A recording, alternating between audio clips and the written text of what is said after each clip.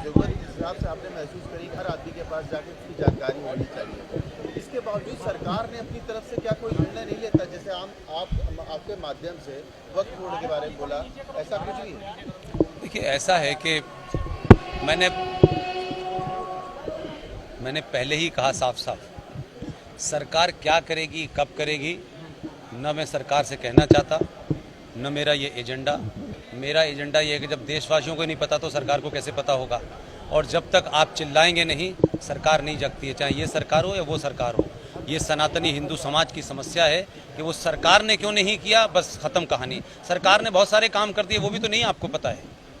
High court, Allahabad high court के जज ने आपको गीता पे डिसीजन दे दिया, आपको नहीं पता।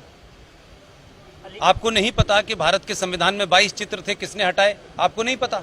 अब ये तो डिमांड कर सकते हैं ना सरकार से कि भाई उस जो चित्रों वाली तस्वीर का साथ जो संविधान है उसकी कॉपी तो मार्केट में होनी चाहिए ना, ताकि हम अपने बच्चों को बता सकें।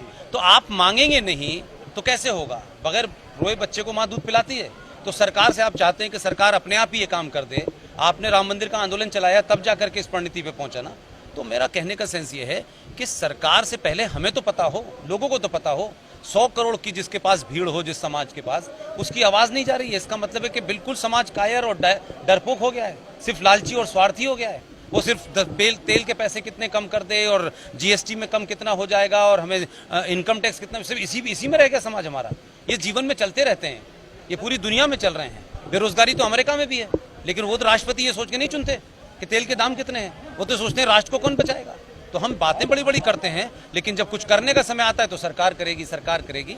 मेरा कहना यह है कि एक सेकंड पूरी बात कर लूं मैं अपनी। मेरा सिर्फ इतना कहना है कि आप लोग जो उस तरफ खड़े हुए हैं, मैं भी 4 साल पहले उधर ही खड़ा था और उसके बंधन होने के कारण बहुत सी बातें नहीं कह पाता था। मेरा सिर्फ इतना कहना है, वक्फ प्रॉपर्टी एक्ट 2013 जो संसद में पास हुआ है, आज की डेट में गूगल है, आप लोग सर्च करिए, कागज मिल जाएगा। और अपनी जितनी आपकी क्षमताएं हैं, चाहे वो टेलीविजन की हो, अखबारों की हो, और अगर किसी की नहीं है तो अपने मोबाइल पर 4 लाइनें लिख करके, बोल करके लोगों के अंदर एक आंदोलन क्रिएट कर सकते हैं। यही मैं समझता हूं कि हमारा काम है, यही होगा। सरकार कब करेगी? सरकार को भी समय लगता है।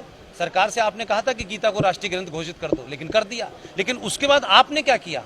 आज भी आप अंग्रेजों के चलाए हुए 500 रुपए के बुका देते हैं किसी भी गेस्ट को, गीता क्यों नहीं देते?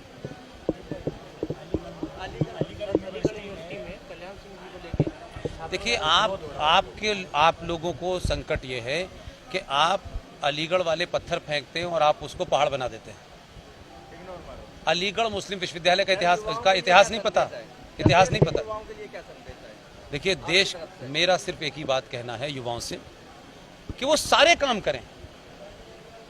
हर युवा को नौकरी चाहिए, हर युवा को काम करना करे।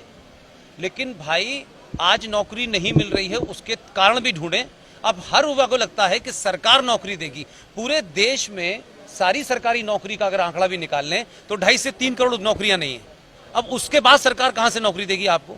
तो क्या नौकरी के ऑप्शन और लोगों ने नहीं तलाशे? इस देश की फल मंडी आपसे ले ली, इस देश की सब्जी मंडी आपसे ले ली, इस देश का रिपेयरिंग का काम आपसे ले लिया, लेकिन आपके यहाँ कुछ कामों को इतना हीन भावना से गणित बना दिया गया है कि हमारा लड़का तो यूएसए में जाके सीईओ बनेगा तभी हमारा सम्मान होगा। आपने अपने बच्चों को, बहुत सारे बिजनेस हैं, कभी शुरू करने की बात की, इसलिए कहीं से भी शुरू करें। बहुत सारे काम हैं जो आज भी कर सकते हैं, लेकिन हम नहीं कर रहे हैं। इसलिए मैं मानता हूं कि युवा इस बात को देखें कि अब से 10 साल के बाद क्या होगा, 20 साल के बाद क्या होगा। इसलिए सरकारों के पीछे दौड़ना, संगठनों के पीछे दौड़ना, इससे बाहर निकलें। बहुत सारे काम हैं, बहुत लोग पूरे देश में कर रहे हैं जो मुझे बताते हैं हमने ये किया है। आप एक बार शुरुआत तो करें, बहुत सारी चीजें हैं, ये हल होगा। और युवा देश नहीं, राष्ट्र के सामने की चुनौतियों की चिंता करें। देश के सामने जो चुनौतियां हैं उसके लिए प्राइम मिनिस्टर, होम मिनिस्टर, सरकार, पुलिस, आर्मी बनी हुई है। उसके लिए राफेल है। आपके देश के अंदर जो हजारों लाखों गद्दार बैठे हुए हैं, उनको आपसे लड़ना होगा, समाज से लड़ना होगा। सर, लास्ट क्वेश्चन है, धर्मांतरण लगातार सामने आ रहे हैं, इसको कैसे रोकना चाहिए? देखिए, पहला तो ये शब्द ही गलत है, धर्मांतरण। धर्मांतरण शब्द ही गलत है। मैंने अभी आपको बताया कि धर्म क्या है और मजहब क्या है। किसी का मत बदला जा रहा है, मतांतरण है ये, धर्मांतरण नहीं है। पहली बात तो, अब अगर बदला जा रहा है तो क्या कभी आपने इनके कारणों को जाना कि क्यों हो रहा है? आप उन मुद्दों की तो बात उठाते हैं जिसमें जोर जबरदस्ती होती है, उन मुद्दों की बात क्यों उठाना भूल जाते हैं जब घर से चली जाती है? वो किसकी जिम्मेदारी है? अगर पिताजी को पैसा कमाना है बहुत सारा और माताजी को चमत्कार वाले बाबा के पास जाना है, तो जवान लड़की घर में किससे बात करेगी? उसके अंदर समाज में हो रहे जो चेंजेस हैं उसके ऊपर नहीं हो रहे। वो समाज में अपने भाई को नहीं देख रही। भाई तो 3-3 गर्लफ्रेंड घुमाएगा, लेकिन बहन कहां जाएगी? तो बहन को फिल्म दिखाने की जिम्मेदारी भाई की है ना। आप उसके अंदर बदलाव को अगर आप तवज्जो नहीं देंगे तो पंचर वाला दे देगा तवज्जो। आप अपना धर्म भी तो करें। भाई के नाते आप जो करना चाहिए वो नहीं करते। अगर इसे रोकना है, हर भाई अपनी बहन को कहे कि शहर की सबसे अच्छी फिल्म लगी है, मैं तेरे साथ जाऊंगा। वो भी इसी समाज का हिस्सा है। भाई को सारी चीज करनी है, बहन को नहीं करनी है। और एक हो रहा है जबरदस्ती, तो जबरदस्ती हो रहा है, उसके लिए आप सवालों को उठाएं, उसके लिए सरकार है, उसको रिपोर्ट करें, यही मैं मानता हूं।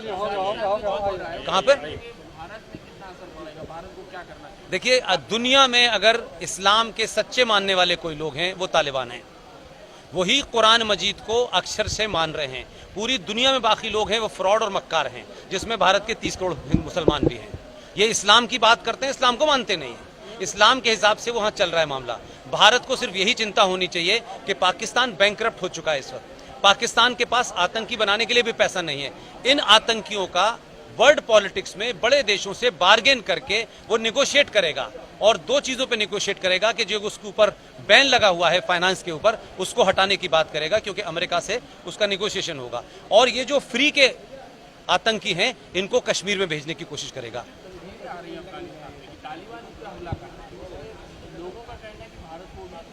नहीं करना चाहिए। लोगों से कहिए अपना ज्ञान बढ़ाएं, और बिना जाने लोग जो है देश की सरकार को, एनएसए को पता है ना, वो उसका काम है।